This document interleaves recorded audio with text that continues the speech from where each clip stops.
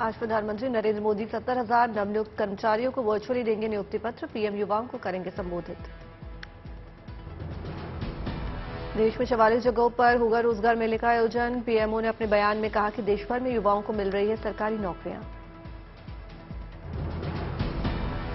आज रायपुर दौरे पर होंगे गृह मंत्री अमित शाह। शाम को रायपुर पहुंचकर सीधे बीजेपी कार्यालय जाएंगे शाह।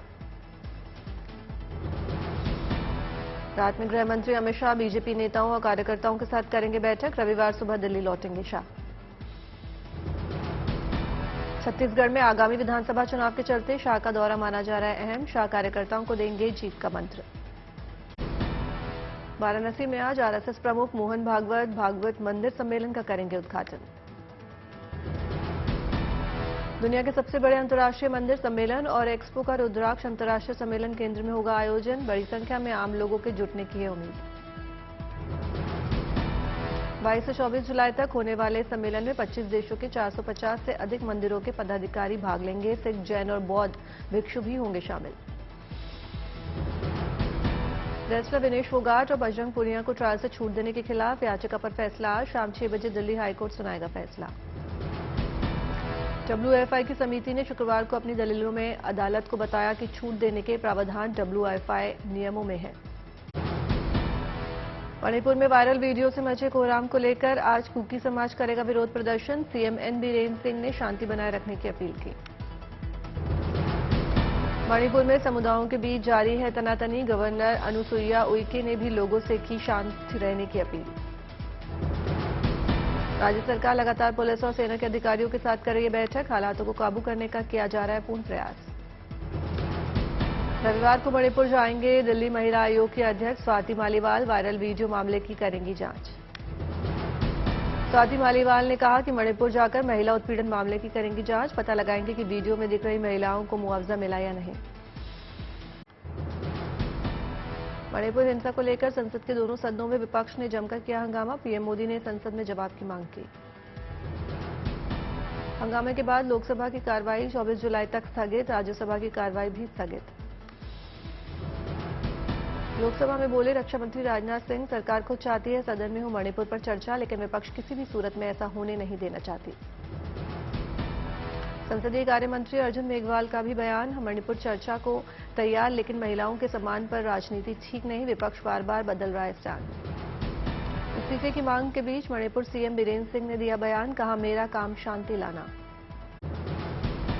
मणिपुर घटना पर बोलते बोलते भावुक हुई बीजेपी सांसद लॉकेट चैटर्जी। पश्चिम बंगाल में हुए महिलाओं पर अत्याचार की बात का भी किया जिक्र।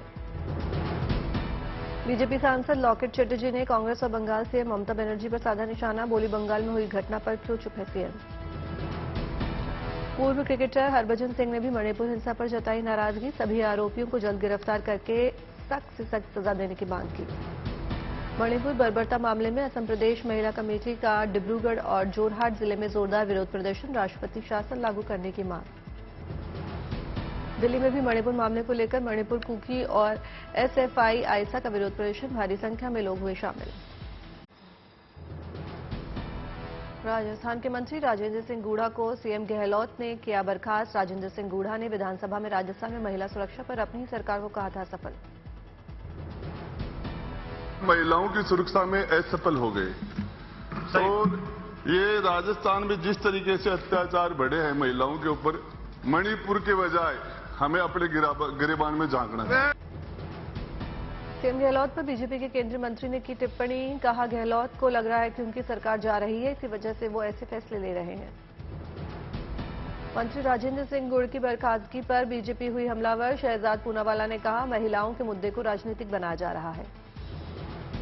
आज दोपहर 12 बजे CM Ashok Gehlot press conference करेंगे। जयपुर में होगा आयोजन। कोलकाता में बारिश के बीच सीएम ममता ने की रैली। मणिपुर हिंसा को लेकर पीएम मोदी पर साधा निशाना, कहा खतरे में है लोकतंत्र। सीएम ममता ने केंद्र सरकार पर राज्यों से भेदभाव का लगाया आरोप, कहा पश्चिम बंगाल को बदनाम करने की हो रही है साजिश। सीएम ममता का दावा 2024 में गठबंधन इंडिया जीतेगा, लोकतंत्र की होगी जीत। सीएम ममता की सुरक्षा में दिखी चूक, घर तक हथियार लेकर पहुंचा एक शख्स, आरोप की हुई पहचान। शेख नूर आलम के पास से कई एजेंसियों के पहचान पत्र बरामद। पुलिस की स्टिकर लगी गाड़ी में घूमता दिखा था, पुलिस ने हिरासत में लिया।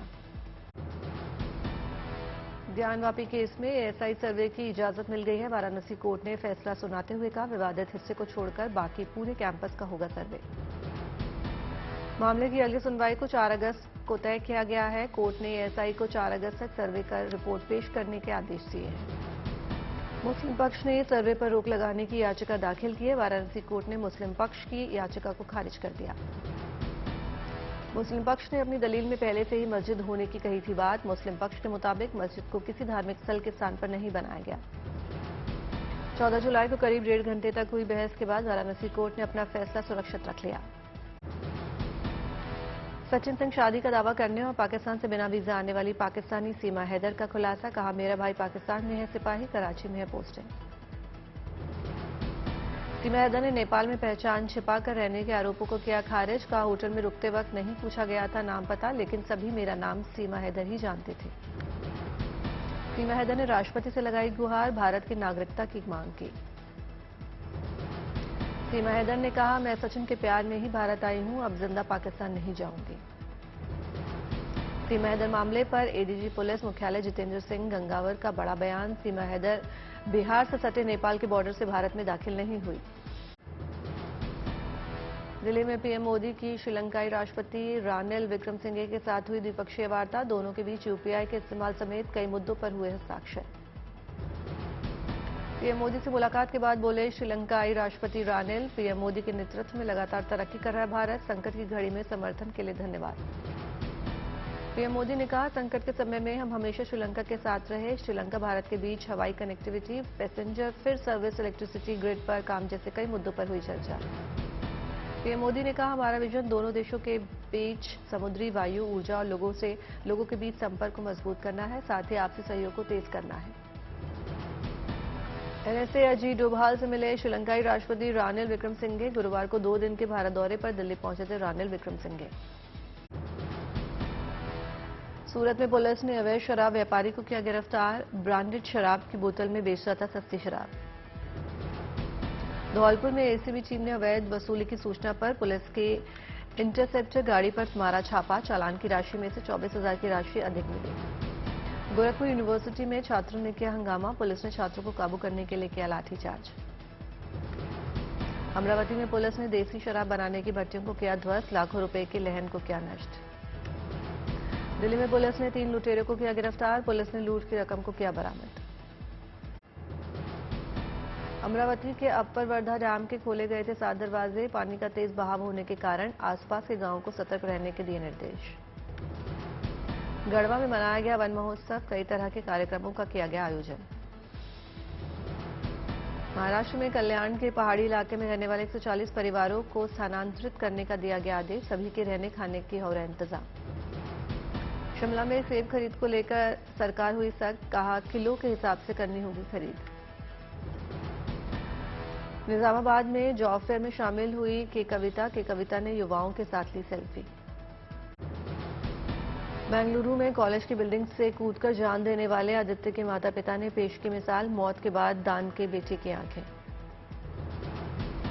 टमाटर के दाम बढ़ने से पुणे के किसान की चमकी किस्मत। 3 एकड़ खेती से किसान ने की 80 लाख की कमाई। फरीदकोट में सावन के महीने में शिव भक्तों में दिखी अनोखी भक्ति। सुबह से ही मंदिर में लग जाती है जलाभिषेक व पूजन करने वालों की भीड़। तिरुपति में सीएम जगनमोहन रेड्डी ने जनसभा में लिया हिस्सा। सीएम की एक झलक देखने के लिए सड़क पर उमड़ा लोगों का हुजूम। लखनऊ से क्रिकेट प्रेमियों के लिए आई गुड न्यूज। इकाना स्टेडियम में डिस्प्ले की जाएगी ICC world cup trophy. Rampur में राज्य सरकार ने किन्नरों के लिए बनाया पोर्टल। किन्नर अपना रजिस्ट्रेशन करवाकर ले सकेंगे सरकारी सुविधाओं का लाभ। लखनऊ में ग्राउंड वाटर वीक के समापन समारोह में शामिल हुए सीएम योगी आदित्यनाथ। सीएम ने सभा को किया संबोधित।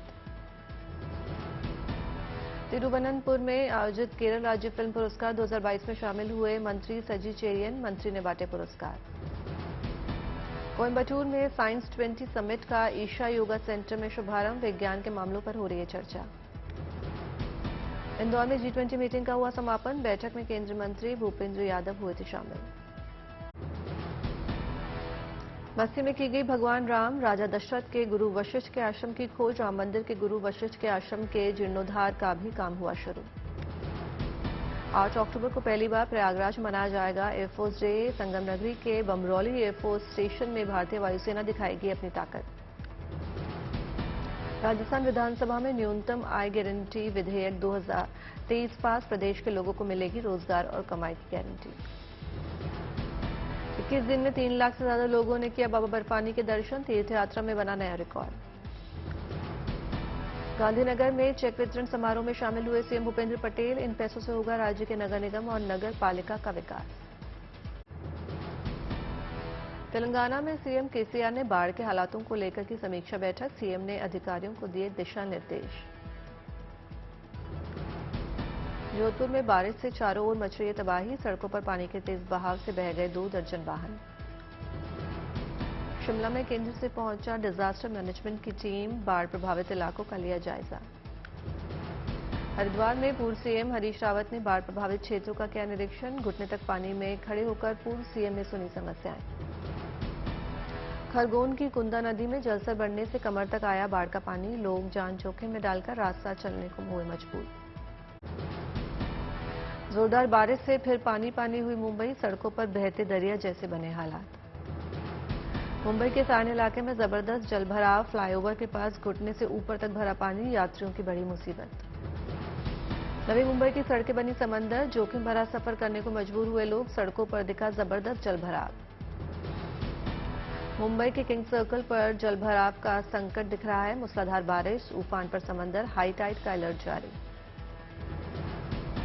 महाराष्ट्र के सिंधुदुर्ग में बारिश लाई आफत। तिलारी डैम हुआ ओवरफ्लो। मुंबई के चूना भट्टी में जगह जगह जलभराव। जोखिम भरा सफर करने को मजबूर हुए लोग। सड़कों पर दिखा जबरदस्त जलभराव। गढ़चिरौली जिले में फिर हुई जोरदार बारिश। प्रशासन ने नदी किनारे रहने वाले नागरिकों से सतर्कता बरतने की अपील की। पुणे के सटे पीपरी चिंचवड़ में दलदल में फंसा बुजुर्ग व्यक्ति। फायर ब्रिगेड ने रेस्क्यू कर बचाई जान।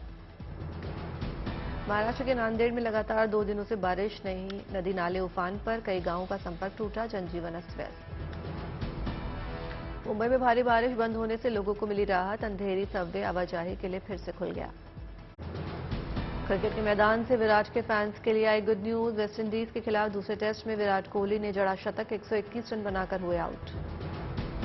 विराट कोहली का टेस्ट में 29वां शतक। वहीं तीनों फॉर्मेट में कोहली के हुए 76 अंतर्राष्ट्रीय शतक। विराट कोहली अपने 500वें अंतर्राष्ट्रीय मैच में शतक बनाने वाले दुनिया के पहले खिलाड़ी बने। घर के बाहर कोहली ने बनाए 14,000 से ज्यादा रन। भारत के स्टार बल्लेबाज ने 1677 दिनों बाद विदेशी धरती पर जड़ा शतक। टेस्ट शतकों के मामले में ऑस्ट्रेलिया के डॉन ब्रैडमैन की विराट ने की बराबरी। विराट के शतक की बदौलत मजबूत स्थिति में पहुंचा भारत। एक समय 184 रनों पर ही गिर गए थे टीम इंडिया के 4 विकेट। वर्ल्ड कप से पहले टीम इंडिया के लिए आई खुशखबरी। 5 चोटिल खिलाड़ियों की सेहत को लेकर बीसीसीआई ने दिया था बड़ा अपडेट। बीसीसीआई के मुताबिक भारत के स्टार गेंदबाज जसप्रीत बुमराह और प्रसिद्ध कृष्णा अपनी फिटनेस हासिल करने के बेहद करीब। बुमराह और प्रसिद्ध अपने रिहैब के अंतिम चरण में हैं। विकेटकीपर बल्लेबाज ऋषभ पंत ने भी नेट्स पर बल्लेबाजी और विकेट कीपिंग शुरू कर दी है। पंत अपने फिटनेस शेड्यूल का पूरी लगन के साथ कर रहे हैं पालन। केएल राहुल और श्रेयस अय्यर ने नेट्स पर बल्लेबाजी फिर से शुरू कर दी है। दोनों स्ट्रेंथ एवं फिटनेस ड्रिल कर रहे हैं। बीसीसीआई की मेडिकल टीम केएल राहुल और श्रेयस अय्यर के डेवलपमेंट से नजर आई संतुष्ट। आने वाले दिनों में दोनों खिलाड़ी हो सकते हैं पूरी तरह से फिट।